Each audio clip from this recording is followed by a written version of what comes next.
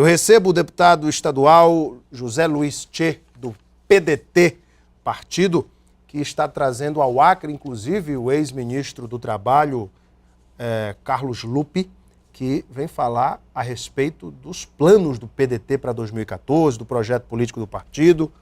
Lupe, que inclusive está aí na liderança do PDT desde a morte de Brizola, em 2004. Deputado Tchê, tudo bem? Tudo bem, Alan? Boa noite. Aí. Prazer recebê-lo, viu? Prazer é todo meu. O nosso Gazeta Entrevista.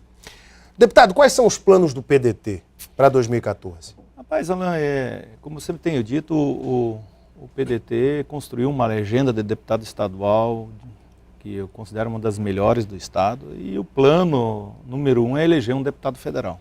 Como qualquer outro partido, tenho certeza que o seu partido, o partido do PSDC e outros partidos querem um deputado federal, porque o deputado federal é que dá o tempo de televisão dos partidos, a estrutura do partidário. E nós aqui no Acre, a gente está cuidando muito disso, né? Nós estamos reunindo, nós organizamos o partido, inclusive nos 22 municípios, o partido está organizado com as executivas, nós estamos com a nossa executiva regional também, trabalhando na condição de a gente eleger um deputado federal e pelo menos uns 2 deputados estaduais, para que o partido tenha realmente uma representatividade do tamanho que é o partido PDT. O senhor chegou a pensar, inclusive, e claro, nessas conversas entre os partidos, em propor uma chapinha, uma reunião de partidos menores, inclusive PSDC, o próprio PRB, o PDT. Essa proposta ainda está de pé, deputado? Não, de certeza, Alan. Eu acho que a gente não pode desistir assim tão fácil de uma proposta dessa, haja visto que no Chapão nós temos nomes muito competitivos, né? Como o professor Angelim, como César Messias, aí Léo, Cibá, enfim, o próprio Mâncio Lima agora, né? E se a gente construir uma chapinha, a gente tem condições de eleger um, talvez o segundo, se a gente conseguir se unir todos os partidos menores, entendeu? A gente está na conversa, nós temos mais uma reunião nessa semana para a gente poder discutir isso. Lógico que não é fácil avaliar isso, porque os nomes também acabam sendo convencidos de que o Chapão pode ser o melhor caminho, né? Mas enfim, não podemos desistir. Eu acho que a gente vem conversando, nós precisamos dialogar mais, até porque nós temos aí, por exemplo, dentro da Frente Popular, a questão da deputada Perpétua, como eu tinha colocado, né? A deputada Perpétua é candidata, provavelmente um candidato ao Senado, aí o PCdoB tem candidato a deputado federal, como sai com uma chapa própria de candidato a estadual. Quer dizer, numa composição, numa aliança, a gente precisa discutir isso, entendeu? Ver todos os cenários. Ver todos os cenários, de que forma, por exemplo, o PDT apoia a deputada Perpétua para Senado, e qual é a contrapartida do PCdoB para o PDT, por exemplo. Então são coisas que a gente precisa discutir, né, conversar. Por exemplo, se o PCdoB realmente consolidar essa candidatura de Perpétua Almeida ao Senado e lançar Moisés Diniz à Câmara Federal, como é que fica? Pois como é que nós que construímos uma chapa aí com 40 pré-candidatos a deputado estadual, a estrutura toda do deputado federal, a gente apoia a Perpétua e vai disputar a eleição com Moisés Diniz, por exemplo, mas precisa ser discutido, né? Eu acho que de que forma, por exemplo, o PCdoB vai compensar o PDT para apoiar. Não só o PDT, mas os demais partidos. Os demais partidos, lógico, eu estou falando. Que querem abocanhar uma daquelas vagas ali. É lógico. Da Câmara Federal dentro da chapa da Frente Popular. Porque acaba que o PCdoB, na realidade, ele tem um candidato ao Senado, ele tem candidato a deputado federal e tem uma chapa própria de deputado estadual. Então, acho que a gente precisa discutir isso. O senhor é pré-candidato a deputado federal? Alan, eu acho que a gente cumpriu uma etapa, né? São 3 mandatos de deputado estadual e eu tenho dito que eu acho que a gente cumpriu uma etapa e o partido precisa crescer. No momento que o partido precisa crescer, a gente abre mão, talvez, de uma reeleição, que era mais fácil eleger deputado estadual, e vai para o desafio de disputar uma eleição de federal. Se nós pensar no crescimento do partido, a gente precisa fazer isso. Então, eu acho que a Executiva Nacional, amanhã o nosso presidente vai estar aqui na cidade, vamos discutir bastante amplamente isso, entender o que teria que ser o nosso nome, nós temos o apoio da Nacional para discutir.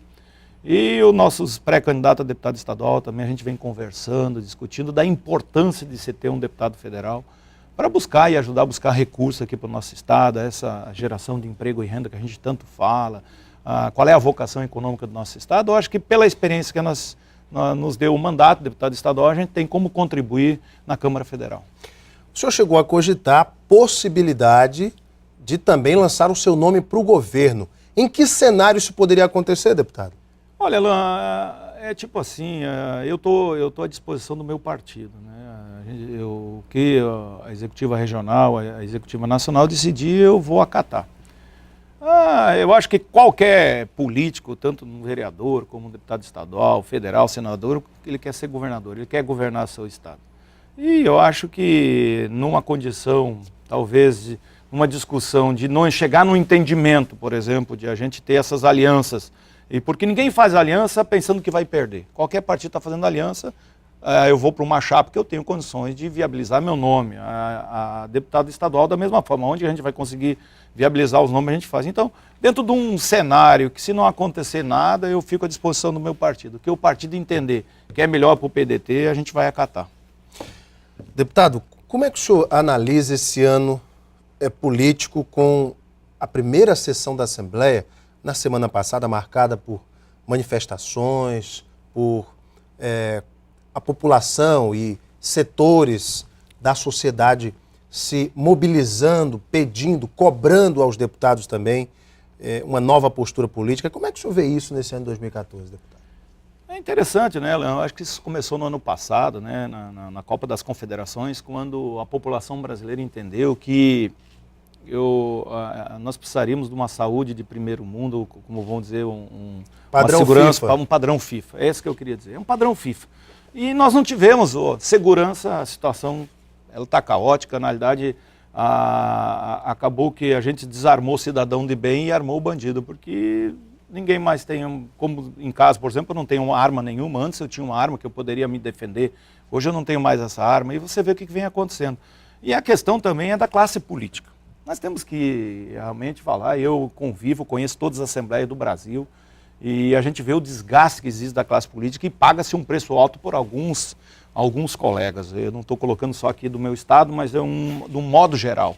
Eu acho que deixou muito a desejar. Quando a população vai à rua pedindo mudança, é porque a classe política não fez a parte dele, até porque nós, do Legislativo, somos os seus representantes. Então, eu acho que essa mudança, eu acredito numa mudança.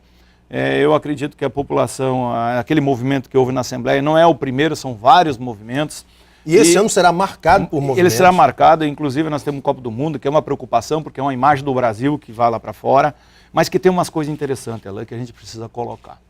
O nosso Estado, na realidade, a gente fez uns estudos e levantamos, nós vivemos de quê? Do FPE, do ICMS, do IPVA, emendas parlamentares e empréstimo. Não existe dinheiro novo no comércio, é a mesma coisa, ele fica girando sempre no mesmo lugar. Veio as tão faladas consignações, né, que nós discutimos muito, inclusive na Assembleia Legislativa, Alain, o Banco Cruzeiro do Sul faliu porque eles falsificaram 300 mil CPF. Foi uma luta muito grande nossa, junto com a mesa diretora, para cancelar o não pagamento do Banco Cruzeiro do Sul, e nós conseguimos na Assembleia, faz mais de um ano, quase um ano e meio, que os servidores não pagam mais o Banco Cruzeiro do Sul. A mesma coisa deveria ser feita no Estado. Depois veio o problema da Telex Free, enfim, são vários problemas que houve e o dinheiro parou de circular no Estado.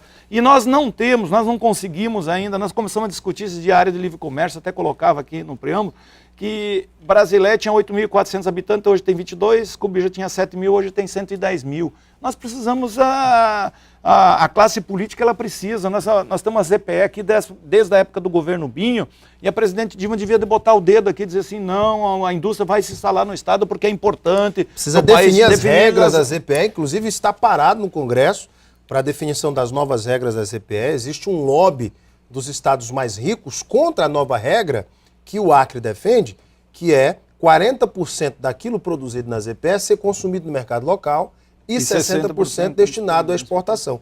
Os estados mais ricos batem o pé de não, porque isso pode competir de forma desigual. Imagine, como é que nós vamos competir com São Paulo? Nunca. Cada um com as suas vocações, né? Por exemplo, então vamos lá. Por que nós temos que preservar a floresta? Nós vamos preservar a floresta, mas qual é a compensação que nós temos? O FPE verde, por exemplo, que é uma maneira de compensar o Acre. Nunca foi aprovado. Não, e nós discutimos o Código Florestal no ano passado e eu imaginava que o Estado ia ser compensado com alguma coisa. Infelizmente, não foi. Depois foi discutido o FPE também, foi discutido.